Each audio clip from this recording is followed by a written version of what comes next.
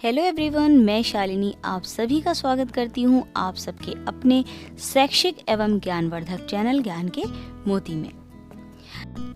Dear students, आज के video में हम अध्ययन करेंगे पाठ 3 कक्षा 6 हमारा इतिहास और नागरिक शास्त्र से, जिसका शीर्षक है नदी घाटी की सभ्यता, हड़प्पा सभ्यता। डियर व्यूवर्स, आज कुछ लोग गाँव में रहते हैं तो कुछ नगरों या शहरों में। दोनों ही जगह के रहन सहन में कुछ कुछ समानताएं होती हैं तो कुछ अंतर भी। क्या आपको पता है कि आज से लगभग 2500 वर्ष पूर्व भी भारत में नगर थे? आपको यह जानकर आश्चर्य होगा कि इन प्राचीन नगरों का निर्माण लगभग आजकल की सुनियोजित नगर निर्माण योजना की तरह होता था। ऐसा उस समय के अवशेष बताते हैं। विश्व की प्राचीन नगर सभ्यताओं का विकास नदियों के किनारे हुआ। नदी के किनारे होने के कारण खेती के लिए पानी की उपलब्धता ने अधिक अन्न उत्पादन में मदद की। अधिक अन्न उत्पादन ने व्यापार को बढ़ावा दिया, जिससे नगरों का विकास संभव हो सका। व्यापार के लिए जलमार्ग सुलभ था। साथ ही नदी मार्ग से व्यापार सस्ता, आसान तथा सुरक्षित था। नगरीय जीवन में अब कृषि की अपेक्षा अन्य काम धंधों को अधिक महत्व मिला। इन काम धंधों के विकास के लिए प्राकृतिक कच्चे माल की उपलब्धता तथा उससे निर्मित वस्तुओं ने नगरीय जीवन को और उन्नत बनाया। फलस्वरूप विश्व में पहली बार अलग अलग नदियों के किनारे नगरीय सभ्यता का विकास हुआ, जिनमें सिंधु नदी के तट पर विकसित हुई हड़प्पा सभ्यता मुख्य है। आइए हड़प्पा सभ्यता के विषय में जानते हैं। लगभग 2500 ईसा पूर्व से 1520 ईसा पूर्व। कैसे हुई खोज? आइए पढ़ते हैं। सन 1921 की बात है, जब भारत में अंग्रेजों का राज था। इसी वर्ष पुरातत्वविदों ने पंजाब प्रांत में हड़प्पा नामक स्थल की खोज की। इस स्थल से प्राप्त अवशेषों के अध्ययन से पुरातत्वविदों को ज्ञात हुआ कि यह एक नगरीय सभ्यता के अवशेष हैं। इसी प्रकार सिंध प्रांत में एक और गांव मिला, जिसको लोग मोहनजोदड़ो कहते थे। मोहनजोदड़ो का अर्थ है मृतकों का टीला। यहाँ से भी नगरीय सभ्यता के अवशेष प्राप्त हुए हैं। हड़प्पा नामक स्थल से इस सभ्यता के अवशेष सबसे पहले मिले थे, इसलिए इसे हड़प्पा सभ्यता कहते हैं। पुरातत्वविदों ने इन स्थलों की विस्तृत खुदाई की तो नीचे दबा हुआ पूरा का पूरा शहर निकल आया, नगर ही नगर। धीरे धीरे आगे और खोज हुई। कई जगहों पर खुदाई की गई तो पता चला कि उस समय एक नहीं, दो नहीं, कई नगर थे। ये नगर सिंधु नदी और उसकी सहायक नदियों की घाटी में बसे हुए थे। इस सभ्यता के कुछ क्षेत्र आज पाकिस्तान में हैं। भारत में रोपड़ यानी पंजाब, कालीबंगा राजस्थान, लोथल गुजरात तथा दायमाबाद यानी महाराष्ट्र इस सभ्यता से संबंधित मुख्य पुरास्थल हैं। नगरों की विशेषताएं क्या थीं? आइए पढ़ते हैं। हड़प्पा कालीन नगरों का निर्माण एक निश्चित योजना के आधार पर किया गया था। सड़कें चौड़ी थीं तथा वे छोटी छोटी सड़कों एवं गलियों से जुड़ी हुई थीं। सड़कें पूर्व से पश्चिम की ओर तथा उत्तर से दक्षिण की ओर जाती थीं। सड़कों के किनारे पक्की नालियां बनी थीं। हर घर की नाली बड़े नालों में मिल जाती थी। हर नाली में हल्की सी ढाल होती थी ताकि पानी आसानी से बह सके। इससे पता चलता है कि इस सभ्यता के लोग सफाई और स्वच्छता के प्रति जागरूक थे। भवन निर्माण कैसा था? आइए पढ़ते हैं। उत्खनन में कई तरह की बड़ी बड़ी इमारतें मिली हैं जो आयताकार थीं। कई 2 मंजिला घर थे तो कुछ छोटे छोटे घर थे। हड़प्पा, मोहनजोदड़ो एवं अन्य स्थलों की खुदाई से पता चलता है कि हड़प्पा कालीन भवनों का निर्माण एक सुनिश्चित योजना के अंतर्गत किया गया था। प्रत्येक घर के बीच में एक आंगन होता था। आंगन के चारों ओर कमरे बने हुए थे। प्रत्येक घर में रसोई घर, शौचालय तथा स्नान घर का उचित प्रबंध था। 2 मंजिला मकान में ऊपर जाने के लिए सीढ़ियां बनी हुई थीं। चित्र में इस इमारत की दीवारें देखिए। कितनी ऊंची दीवारें हैं। दीवारें पक्की ईंटों की बनी हुई हैं। इससे पता चलता है कि उस समय ईंट पकाने की भट्टियां रही होंगी। हड़प्पा सभ्यता के नगरों की खुदाई में पक्के घरों के अलावा बड़े बड़े गोदाम मिले हैं। आसपास के गांव से अनाज इकट्ठा करके इन्हीं गोदामों में रखा जाता रहा होगा। घरों और गोदामों के अलावा मोहनजोदड़ो में एक बड़ा सा पक्का स्नानागार मिला है, जिसके चारों तरफ कमरे बने हुए थे। सोचिए और बताइए, ऐसा क्यों लगता है कि हड़प्पा सभ्यता के नगर बहुत सोच विचार कर बनाए गए थे? और दूसरी बात ये कि शहर के लोगों को बड़े गोदामों में अनाज भरकर रखने की जरूरत क्यों पड़ी होगी? सोचिए। आइए हम जानते हैं कि उस समय का रहन सहन कैसा होगा। चावल, गेहूं और जौ हड़प्पा वासियों के मुख्य भोज्य पदार्थ थे। ये लोग सूती एवं ऊनी दोनों प्रकार के वस्त्र पहनते थे। यहाँ के निवासी गेहूं, जौ, कपास, मटर, तिल और चावल की खेती करते थे। ऊंचे कंधों वाले बैल, गाय, भैंस, बकरी, भेड़, सुअर, हाथी और ऊंट इनके पालतू पशु थे। हार, कंगन, पाजेब अर्थात पायलें, बाली, अंगूठी उनके प्रिय आभूषण थे। मनका बनाने का कारखाना चनहूदड़ों से प्राप्त हुआ है। अगर देवी देवता की बात की जाए तो ब्लिंक हो रही प्रतिमा को ध्यान से देखिए। संभवतः यह मिट्टी की मूर्ति उन लोगों की देवी की मूर्ति थी। पत्थर के चौकोर पट्टे पर एक आकृति के सिर पर भैंसे के सींग का चित्र है। उसके चारों तरफ कई जानवर बने हैं। यह कोई देवता होंगे। संभवतः सिंधुवासी इन्हें पशुओं का देवता मानकर पूजते थे। इसके अलावा कुछ मुहरों पर पीपल की पत्तियां और सांप की आकृतियां जैसी भी बनी मिली हैं। शायद वे इन सब की पूजा करते थे। इन बातों का हम अंदाजा लगा सकते हैं, पक्की तरह से नहीं कह सकते। इतिहासकारों के अनुसार हड़प्पा सभ्यता के धर्म की 4 मुख्य विशेषताएं थी: मातृशक्ति की उपासना, शिव की पूजा, वृक्ष पूजा और पशु पूजा। ऊपर बताई गई किन किन चीजों को आज भी लोग मानते हैं, इन चीजों को मानने के पीछे क्या कारण हो सकते हैं, आप स्वयं विचार कर बताइए।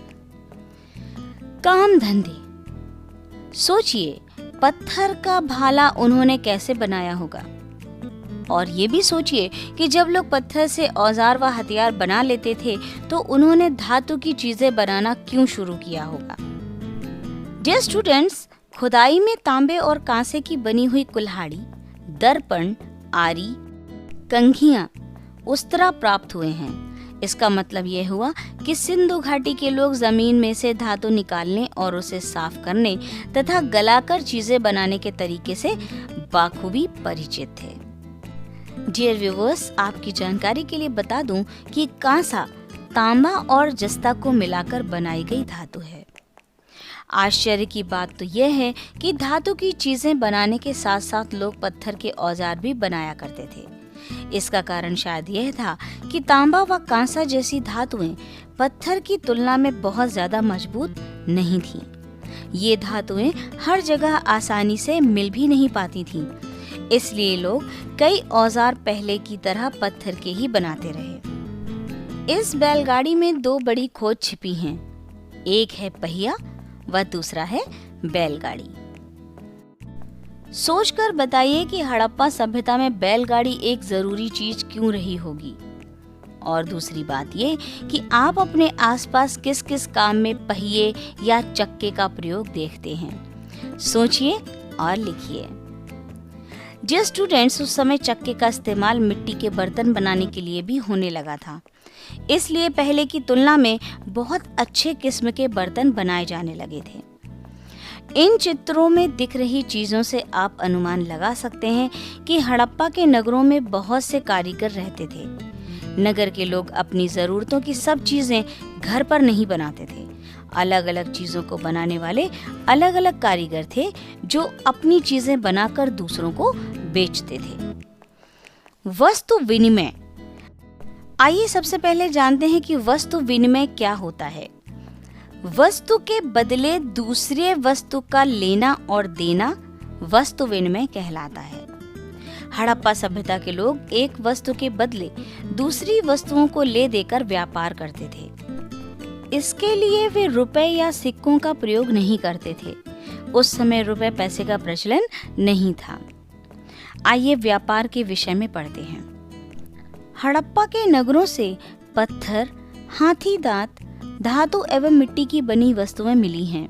कुछ विद्वान सोचते हैं कि ये वास्तव में व्यापारियों की मुहरें थीं। ये विभिन्न आकार की हैं। इन मुहरों पर आदमी की आकृतियां, कुछ पर जानवरों की, पौधों की और कुछ पर बर्तनों की आकृतियां बनी हुई हैं। व्यापारी जब एक जगह से दूसरी जगह सामान भेजते थे तो सामान बांधकर उस पर गीली मिट्टी छापते होंगे और गीली मिट्टी पर अपनी मुहर से छाप बना देते होंगे, ये सोचकर कि उनके सामान की पहचान बनी रह सके, जिस प्रकार आजकल हम सील लगाते हैं। तौल और नाप के लिए बटखरे और पैमाने का प्रयोग करते थे। ऐसी मुहरें दूसरे देशों में भी पाई गई हैं, खासकर मेसोपोटामिया, इराक में। लगता है कि उन दिनों इराक और हड़प्पा के नगरों के बीच व्यापार होता था। आइए हम जानते हैं कि व्यापार से होने वाले लाभ कौन कौन से होते हैं। आवश्यकता अनुसार सुंदर और नई नई चीजें आसानी से मिल जाती हैं। विचारों का आदान प्रदान होता है। दूसरे देशों के विषय में जानकारी होती है। अतिरिक्त उत्पादन से ही व्यापार संभव है।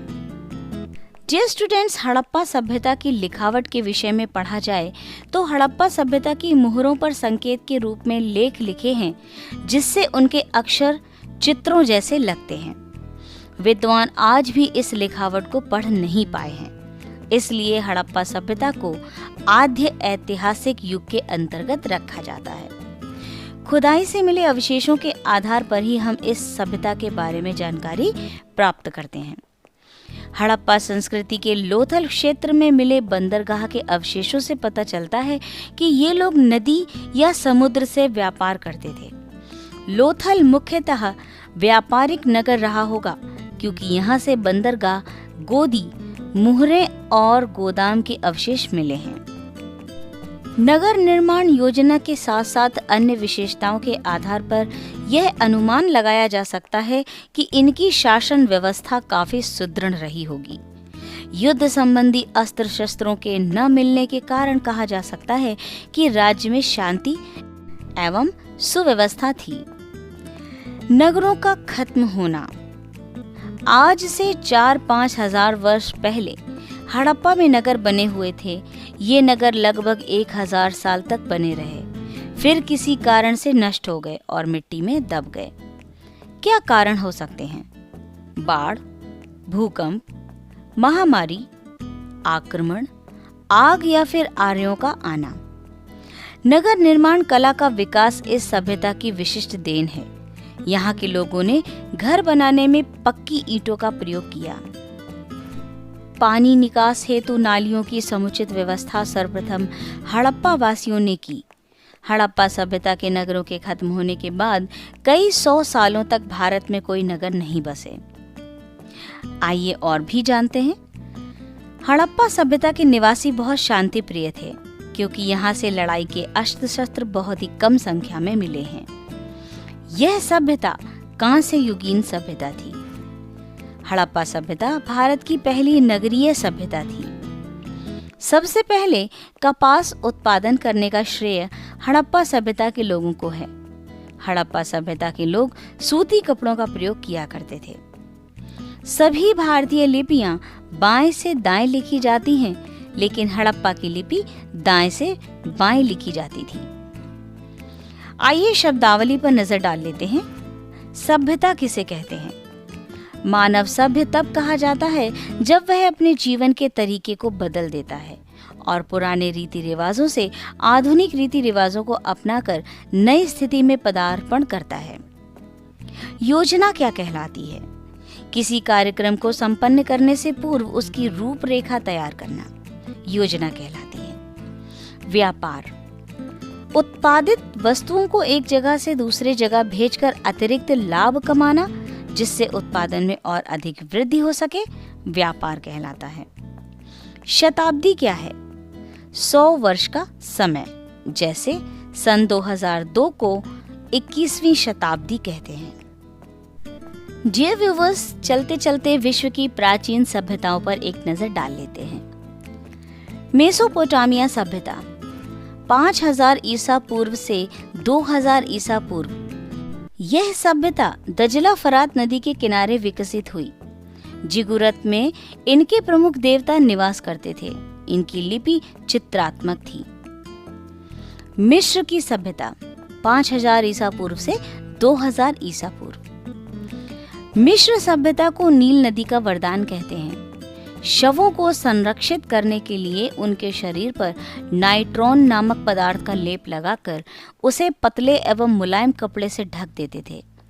इस प्रकार के शरीर को ममी कहते हैं। इनको पिरामिड के अंदर रखा जाता था। आइए जानते हैं कि पिरामिड क्या होता है। पिरामिड मिस्र के राजाओं के मकबरे हैं। इनमें शवों के साथ साथ प्रयोग में आने वाली इनकी बहुमूल्य वस्तुओं को भी रखा जाता था। इन पिरामिडों की दीवारों पर कई प्रकार के सुंदर चित्र हैं, जिनसे मिस्र की सभ्यता से संबंधित कई प्रकार की जानकारी प्राप्त होती है। अगला है क्रीट सभ्यता 3000 ईसा पूर्व से 1500 ईसा पूर्व। इसे महान द्वीप सभ्यता भी कहते हैं। यह सभ्यता भूमध्य सागर के किनारे विकसित हुई थी। सुंदर चित्रकारी के कारण यहाँ के बर्तनों की मांग दूसरे देशों में भी थी। अगली और अंतिम है चीन सभ्यता लगभग 2500 ईसा पूर्व। यह सभ्यता ह्वांगहो नदी के किनारे विकसित हुई। सॉटन के कपड़े तथा बांस पर लिखना सबसे पहले चीन ने शुरू किया। कागज का आविष्कार सर्वप्रथम चीन में हुआ। चीन के लोग कांस्य के बने बर्तनों में भोजन करते थे। चीनी अक्षर में लिखा हुआ शब्द है किताब और बांस की बनी चीनी किताब। ये आप चित्र के माध्यम से देख सकते हैं। डियर व्यूवर्स, तो ये थी नदी घाटी की सभ्यताएं, जिनमें हड़प्पा सभ्यता और विश्व की प्रमुख सभ्यताओं के विषय में हमने पढ़ा। हम जल्द ही मिलेंगे अगले वीडियो में इसी अध्ययन के अभ्यास कार्य के साथ।